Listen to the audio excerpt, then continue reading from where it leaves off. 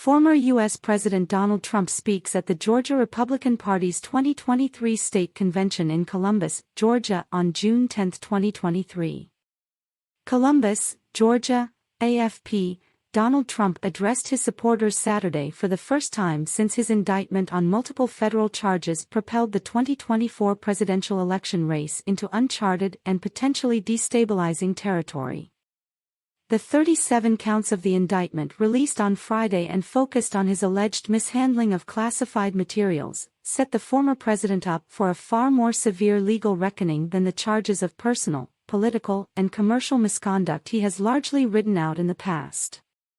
And it also sets the stage for a White House race like no other before it, with President Joe Biden's Department of Justice pursuing the prosecution of the clear frontrunner for the Republican nomination.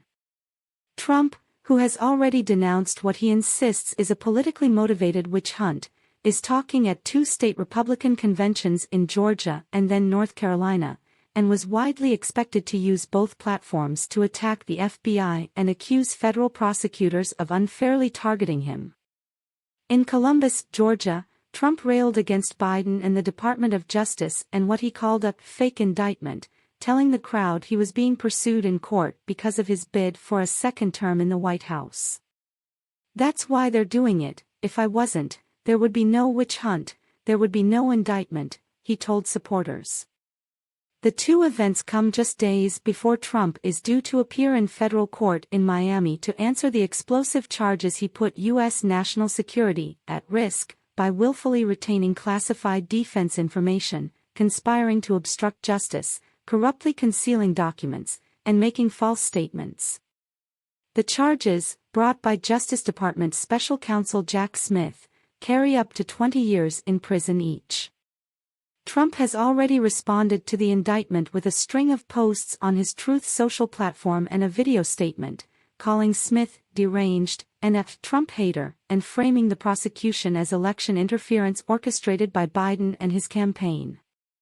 "They come after me because now we're leading in the polls again by a lot against Biden," he said. So far, the response of many Republicans, including some of Trump's party nomination rivals, has been to rally behind the former president and amplify his sense of outrage. The Speaker of the House of Representatives Kevin McCarthy, who has had a roller coaster relationship with Trump, said the indictment marked a dark day for the United States. "I, and every American who believes in the rule of law, stand with President Trump," McCarthy said.